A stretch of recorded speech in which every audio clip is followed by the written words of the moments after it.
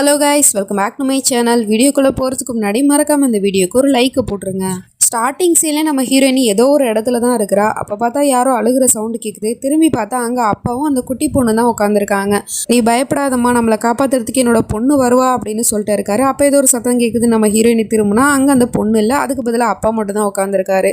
திரும்ப அப்பா மட்டும் அழுதுட்டு இருக்காரு. அப்போ திரும்பவும் சத்தம் கேட்குதுன்னு இவ திரும்பினா அப்பா அப்பாவையும் காணும். அந்த டாக்கினி தான் தூக்கிட்டு போயிட்டா. உடனே இவ அப்பா அப்படின்னு சொல்லிட்டு எழுந்திருக்கிறா. அதுக்கப்புறமா தான் தெரியுது இவ ஹாஸ்பிட்டலில் இருக்கிறா. இவ்வளோ நேரம் கண்டதெல்லாம் கனவு அப்படின்னு. அப்பா எங்கன்னு கத்திட்டு இருக்கா. ரிலாக்ஸ், அவருக்கு எதுவும் ஆகலை, நீ ரிலாக்ஸ் ஆகிரு அப்படின்னு சொன்னாலும் அவன் கேட்க மாட்டேங்கிறா. அப்பவும் இதே ஹாஸ்பிட்டல் தானே இருக்கிறாரு, எந்த வார்டில் இருக்காரு அப்படின்னு கேட்டதும் அவனும் வார்டு நம்பரை சொல்கிறான். அதுக்கப்புறம் நம்ம ஹீரோயினி அப்பாவை போய் பார்க்குறா.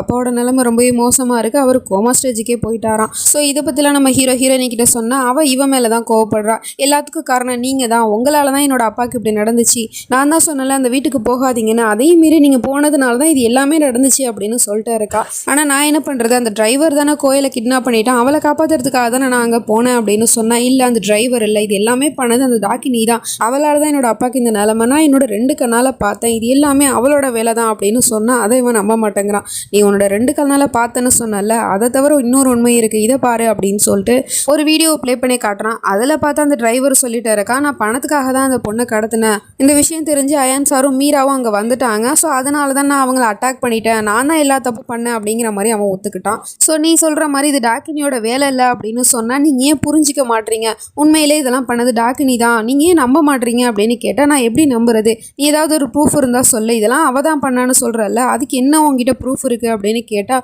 டக்குன்னு இவ அவனோட கழுத்தை காமிக்கிறா. இங்கே பாருங்க, உங்கள் கழுத்தில் இருக்கிற மார்க்கை பாருங்கள், இதை போட்டதே அந்த டாக்கினி தான், இந்த காயம் உங்களுக்கு எப்படி வந்துச்சுன்னு உங்களுக்கு தெரியாதுல்ல அப்படின்னு சொல்லிட்டு இருக்கா.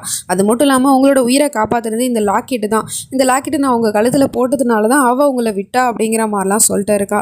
அப்போவுமே இவன் அதை நம்ப மாட்டேங்கிறான். இப்படிலாம் நீ இமேஜினேஷன் பண்ணி பார்த்துருக்கா, அப்படி எதுவுமே நடக்கலை அப்படிங்கிற மாதிரி சொல்லிட்டு இருக்கான். ஏன்னா நீங்கள் நம்பாட்டியும் பரவாயில்ல, நீங்கள் இங்கேருந்து போங்க, என்னையும் அப்பாவும் தனியாக விட்டாலே போதும் அப்படிங்கிற மாதிரி சொல்லி கத்தி விட்டுறா. அதுக்கப்புறம் அங்கேருந்து எல்லாரும் போயிடுறாங்க. அப்போ அந்த குட்டி பொண்ணு கையில் ஒரு பொம்மை எடுத்துகிட்டு வந்திருப்பா ஹாஸ்பிட்டலுக்கு. ஆனால் இப்போ ஹாஸ்பிட்டல் விட்டு போகும்போது அவள் கையில் அந்த பொம்மை இல்லை. அம்மா என்னோட பொம்மையை காணோம் அப்படின்னு சொன்னால், பரவாயில்லம்மா நம்ம வேறு பொம்மை வாங்கிக்கலாம் அப்படின்னு சொல்லிட்டு அழைச்சிட்டு போயிட்டு இருக்காங்க. ஆனால் அந்த பொம்மை ஹாஸ்பிட்டலுக்குள்ளே தான் இருக்குது. டாக்கினி தான் அந்த பொம்மைக்குள்ளே இருக்கா போல், கண்ணெல்லாம் சிகப்பாக இருக்குது. அந்த பொம்மை நம்ம ஹீரோயினி தான் பார்த்துட்டு இருக்கு. ஹீரோயினி தங்கச்சிக்கிட்ட வீடியோ கால் பேசிகிட்டு இருக்கா. நாங்கள் வரதுக்கு எனக்கு கொஞ்சம் லேட் ஆகும், அதனால் நீ வந்து டோரை லாக் பண்ணிவிட்டு படுத்து தூங்குமான்னு சொன்னால் அவள் கேட்க மாட்டேங்கிறா. இல்லை எனக்கு ரொம்ப பயமாக இருக்குக்கா, நான் எப்படி இந்த வீட்டில் தனியாக இருக்கிறது, எனக்கு ரொம்ப பயமாக இருக்குது, நீங்கள் வாங்க, அப்புறம் அப்பா எங்கன்னு கேட்டு அழுதுட்டு இருக்கா. இதெல்லாம் தூரத்துலேருந்து நம்ம ஹீரோவும் பார்த்துட்டு தான் இருக்கான். அவன் அங்கேருந்து ஓடி வந்து நம்ம ஹீரோயின் கையில் இருக்கிற ஃபோனை பிடிக்கிட்டே, இப்போ என்னம்மா உனக்கு, உன்னோட அப்பா தானே பார்க்கணும், இரு நான் சொல்கிறேன் அப்படின்னு சொல்லிட்டு அப்பாவை பற்றி சொல்ல வந்தால் நம்ம ஹீரோயினி தடுக்கிறா. வேணா நீங்கள் அவகிட்ட எதுவும் சொல்லிடாதீங்க அப்படின்னு சொன்னால் டக்குன்னு நம்ம ஹீரோ வீடியோ காலில் அப்பாவை காட்டிடுறான். அப்பாவோட நிலைமையை பார்த்துட்டு அந்த பொண்ணு பயந்து போயிடுறா. என்னாச்சு அப்பாக்குன்னு கேட்டால், அப்பாவுக்கு ஒன்றும் ஆகலாமா, அப்பா வாட்ச்மேன் வேலை பார்க்குறாருல, அதனால அவருக்கு தூக்கம் பத்தலையா, டாக்டர் வந்து ஒரு இன்ஜெக்ஷன் போட்டிருக்காரு, அதனால அப்பா இப்போ நிம்மதியாக தூங்கிட்டு இருக்காரு, வேறு ஒன்றும் இல்லை அப்படிங்கிற மாதிரி சொல்லிட்டு இருக்கான்.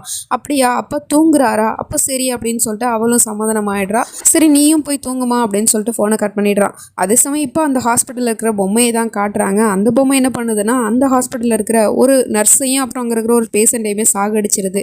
நம்ம ஹீரோயினி கார்டனில் உட்காந்துருக்கா. அப்போ நம்ம ஹீரோவும் பக்கத்தில் வந்து உட்காந்துக்கிட்டு அவகிட்ட வந்து கர்ஷிஃபை கொடுத்தா வேணாங்கிறா, அப்புறம் தண்ணியை கொடுத்தா வேணாங்கிறா, அப்புறம் ஜூஸை கொடுத்தா வேணாங்கிறா, டீயை கொடுத்தா வேணாங்கிறா. என்னதான் உங்களுக்கு பிரச்சனை, எதுக்கு இப்படிலாம் பண்ணிகிட்டே இருக்கீங்க அப்படின்னு கேட்டால், ஆமாம் நீ என் மேலே கோவமாக இருக்க, என்னதான் இருந்தாலும் நீ என்னோட உயிரை காப்பாற்றணுன்னு சொல்கிற, அதனால நம்ப முடியல தான், இருந்தாலும் நீ இவ்வளோ சொல்கிறேன்னா அது உண்மையாக தான் இருக்கும், அதனால தான் நான் அவனை சமாதானப்படுத்த பார்க்குறேன் அப்படின்னு சொல்லிட்டு இருக்கான். ஸோ இப்படிலாம் பேசிகிட்டு இருக்கிறத தூரத்துலேருந்து அந்த பொம்மை மூலமாக பேயும் பார்த்துட்டு தான் இருக்குது. இங்கே தான் நான் சொல்கிறேன் எதையுமே நம்பலை, அப்புறம் எதுக்காக நீங்கள் இங்கே வந்தீங்க, நான் இங்கே இருந்து போகிறேன் அப்படின்னு சொன்னால், ஒரு நிமிஷம் இரு அப்படின்னு சொல்லிட்டு அவன் கழுத்தில் போட்டிருக்க அந்த லாக்கெட்டை கழட்டி கொடுக்க போகிறான். இந்த அவனோட லாக்கெட்டு அப்படின்னு சொல்லிட்டு அவன் கலட்டுற அடுத்த செகண்டே அந்த பேயும் அவனை நெருங்கி கிட்ட வருது. அந்த லாக்கெட்டு போட்டிருக்கிறதுனால தான் நம்ம ஹீரோ கிட்ட அதெல்லாம் நெருங்க முடியல போல. டக்குன்னு நம்ம ஹீரோயினி அவன் கலட்டின லாக்கெட்டை அவன் கழுத்துல திரும்ப போட்டு விட்டுட்டு, ப்ளீஸ் நீங்கள் இதை கழட்டவே கழட்டாதீங்க, நான் உங்களுக்கு ஹெல்ப் பண்ணேன் அப்படிங்கிற விஷயத்த நீங்கள் நம்புறீங்க தானே, அதுக்கு பதிலாக நீங்கள் எனக்கு பண்ணுற ஒரே ஒரு ஹெல்ப்னா நீங்கள் இந்த லாக்கெட்டை கழட்டாமல் போட்டுக்கிறதான், ப்ளீஸ் இதை கழட்டாதீங்க அப்படின்னு சொன்னதும் அவனும் சரின்னு சொல்லிட்டு போட்டுக்கிறான். அப்போ பார்த்தா அந்த சேர்ல அந்த பொம்மை கிடக்குது. அந்த பொம்மையை பார்த்ததுமே நம்ம ஹீரோ இது கோயிலோட பொம்மையாச்சு, இது எப்படி இங்கே கிடக்கு அப்படின்னு சொல்லிட்டு பார்த்துட்டு இருக்கான். வீட்டில் வர ஹீரோவோட அப்பா நம்ம ஹீரோயினை பற்றி தான் யோசிச்சுட்டு இருக்காரு. அதாவது அவ சொன்ன விஷயத்தை பற்றி. அது மட்டும் இல்லாமல் நம்ம ஹீரோ கழுத்தில் மார்க் விழுந்துச்சு இல்லையா, அதை பற்றியுமே சொல்லியிருப்பா. அதெல்லாம் பற்றி யோசிக்கும் போது அவருக்கு ஒரு ஃப்ளாஷ்பேக் தான் ஞாபகம் வருது. நம்ம ஹீரோ கழுத்தில் லாக்கெட் இருந்திருக்கும் சின்ன வயசில். அந்த லாக்கெட்டை இவர் தான் கழட்டி போட்டிருப்பாரு.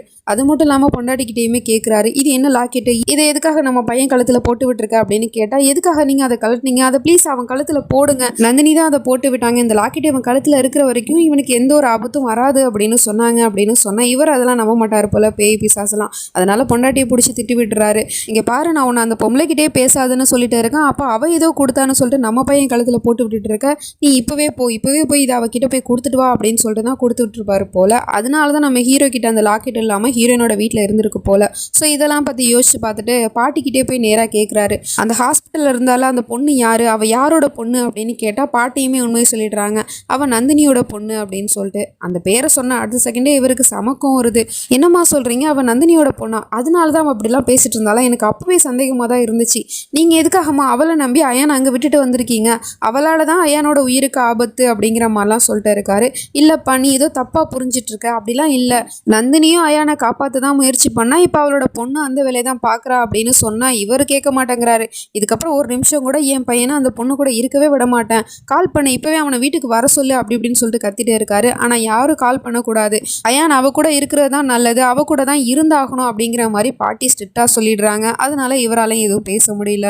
இந்த பக்கம் நம்ம ஹீரோவும் அந்த பொம்மையை எடுத்தான்ல, ஸோ இந்த பொம்மையை கொண்டு போய் கோயில்கிட்ட கொடுத்தாகணும் அப்படின்னு சொல்லிட்டு இருக்கான். சரி வாங்க போகலாம் அப்படின்னு சொன்னால், எப்படி இங்கேருந்து நடந்தேவா போகிறது அப்படின்னு கேட்டால், இல்லை நான் உங்களை கூட்டிகிட்டு போகிறேன் அப்படின்னு சொல்லிட்டு நம்ம ஹீரோயினி சைக்கிள் எடுத்துகிட்டு வந்திருப்பா இல்லையா, அந்த சைக்கிளில் போகலாம் வாங்கன்னு கூப்பிட்டா, இதில் நான் உட்காந்துட்டு வரதா அப்படின்னு கேட்டால், ஆமாம் இதில் தான் உட்காந்துட்டு வரணும் அப்படின்னு சொன்னால், இதிலலாம் என்னால் உட்காந்துட்டு வர முடியாது, நீ இந்த கோயிலோட பொம்மையை வச்சுக்கோ அப்படின்னு சொல்லிட்டு அந்த பொம்மையை அந்த சைக்கிளில் வச்சுட்டு இவன் பாட்டுக்கே ஓடி வந்துட்டு இருக்கான். நம்ம ஹீரோயினி தான் சைக்கிள் ஓட்டிகிட்டு வந்துட்டு இருக்கா.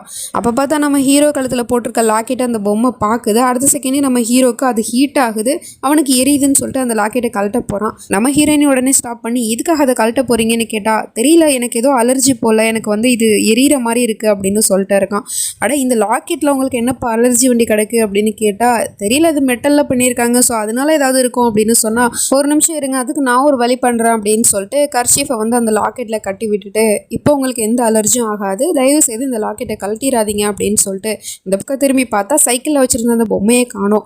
எங்கே போச்சு அந்த பொம்மை அப்படின்னு சொல்லிட்டு நம்ம ஹீரோ ஒரு பக்கம் தேடிட்டு இருக்கான், ஹீரோயினி ஒரு பக்கம் தேடிட்டு இருக்கா. அப்போ பார்த்தா ஏதோ விசில் சவுண்டு கேட்குற மாதிரி இருக்குது. ஹீரோயினி தான் விசில் அடிக்கிறாளோ அப்படின்னு சொல்லிட்டு ஹீரோயினியை பார்த்தா ஹீரோயினி எதுவுமே பண்ணலை. அதே மாதிரி ஹீரோ தான் விசில் அடிக்கிறானோ அப்படின்னு சொல்லிட்டு ஹீரோவை பார்த்தா ஹீரோவுமே சும்மா தான் நின்றுட்டு இருக்கான். அப்புறம் எங்கேருந்து இந்த சவுண்டு வருது அப்படின்னு சொல்லிட்டு பார்த்துட்டு இருந்தா அங்கனுக்குள்ளே ஒரு ரெட் கலர் ஏதோ லைட் இருக்கிற மாதிரி இருக்குது. உடனே இவ்வளோ அது என்னவா இருக்கும் அப்படின்னு சொல்லிட்டு கையை கொண்டுட்டு போயிட்டு இருக்கா. டக்குன்னு அவளோட கையை பிடிச்சி யாரோ இழுக்கிற மாதிரி இருக்குது. பார்த்தா அந்த பொம்மை தான் அடுத்த செகண்டே வந்து நிற்கிது. பொம்மை கிடச்சிருச்சா, வா போகலாம் அப்படின்னு சொல்லிட்டு கூப்பிட்டு இருக்கான். நம்ம ஹீரோயினி கை ஃபுல்லாக ஒரே காயமாக இருக்குது. அப்போ அந்த பொம்மையில தான் ஏதோ மிஸ்டேக் இருக்குது அப்படிங்கிற விஷயம் தெரிஞ்சுக்கிட்டு அந்த பொம்மையை அங்கேருந்து தூக்கி போட்டுறா. கோயிலுக்கு நம்ம வேறு பொம்மை வாங்கி கொடுத்துக்கலாம், வாங்கி இங்கேருந்து உடனே போகலாம் அப்படின்னு சொல்லிட்டு அழைச்சிட்டு போயிட்டு இருக்கா.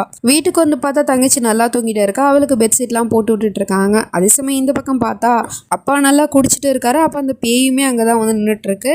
இவர் பையனை பற்றியே யோசிச்சுட்டு இருக்காரு அப்படிங்கிற விஷயத்த அந்த பேயும் தெரிஞ்சுக்கிட்டு பேய் ஒரு விஷயத்த அவர் கண்ணு முன்னாடி காட்டுது. அதில் பார்த்தா நம்ம ஹீரோ ஹீரோயினி ரெண்டு பேருமே ஒன்றா இருக்கிறாங்க. ஹீரோவும் சொல்கிறான், என் அம்மா மாதிரியே நீ என்னோட உயிரை காப்பாற்றிருக்க அப்படின்னு.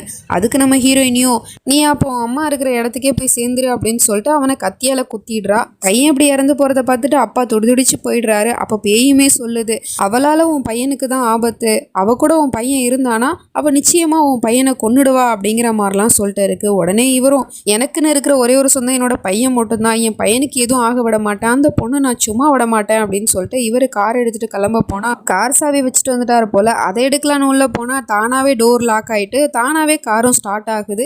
பேய் தான் அவரை போ சொல்லுது, இங்கேருந்து சீக்கிரமாக போ, உடனே போ, அவள் கூட அவன் இருக்கிற வரைக்கும் உன் பையனுக்கு தான் ஆபத்து, உன் பையன் அவள் கொன்னுடுவா அப்படிங்கிற மாதிரிலாம் சொல்லிட்டு இருக்கு. உடனே இவரும் கார் எடுத்துகிட்டு போயிட்டு இருக்காரு. நம்ம ஹீரோயினி என்ன பண்ண போகிறாரு எது பண்ண போகிறாருன்னு தெரியல. வெயிட் பண்ணி தான் பார்க்கணும். நெக்ஸ்ட் பார்ட்டில் சந்திக்கிறேன். அது வரைக்கும் பை ஃப்ரெண்ட்ஸ்.